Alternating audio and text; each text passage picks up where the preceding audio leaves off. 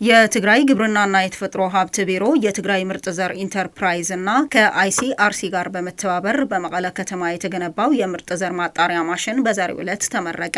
ማሽኑ ዘመናዊና በትግራይ ጥራት ያለው ምርጥ ዘር ለማዘጋጀት የላቀ አስተዋጽኦ ያለውና በቀን ከ600 ኩንታል በላይ የማጣራት አቅም እንዳለው የትግራይ ግብርናና የተፈጥሮ ሀብት ቢሮ ኃላፊ አቶ አለም ብርሃን ሀሪፈዮ ገልጸዋል።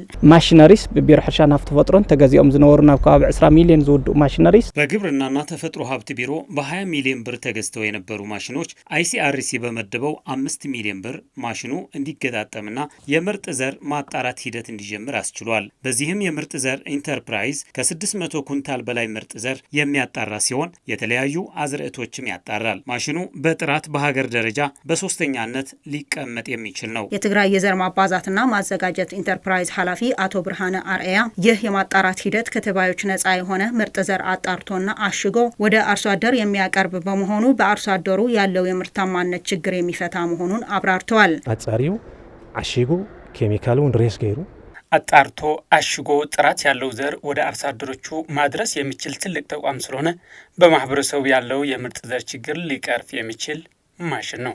የምርጥ ዘር ማጣሪያ ማዕከሉ የትግራይ ግብርና በማዘመን ያለውን አስተዋጽኦ የላቀ መሆኑን የጠቆሙት የትግራይ ጊዜያዊ አስተዳደር ጀነራል ታደሰ ወረደም የአርሶ አደሩ ፍላጎት የሚያሟላ ነው ብለዋል። ጣዕመ ዚያብ ትግራይ መፍጠሩ አብይ ነገር ይህ ማሽን በትግራይ መቋቋሙ ትልቅ ነገር ነው።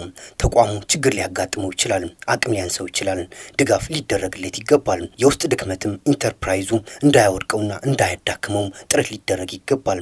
በመንግስት በኩል ይህ ለማድረግ አስፈላጊውን ድጋፍ እናደርጋለን። ፕሬዝዳንቱ አክለውም የምርጥ ዘር ማጣሪያ ማሽኑ በሙሉ አቅሙ እንዲሰራ የሚያጋጥመውን ችግር ለመፍታት ከኤሌክትሪክ ኃይል ከመንግስት ተቋማትና ከሌሎች አጋር ድርጅቶች ጋር በመሆን እንደሚሰራም አክለው ገልጸዋል። አብይ መንግስት ትኩረቱን ዘሐተቲ ሌላው የመንግስት ትኩረት የሚሻ ነው። የመንግስት ድጋፍ መሰረታዊ ነገር ነው። የአጋር ድርጅቶችና የመንግስት አካላት ድጋፍ በጣም አስፈላጊ በመሆኑ እንሰራበታለን።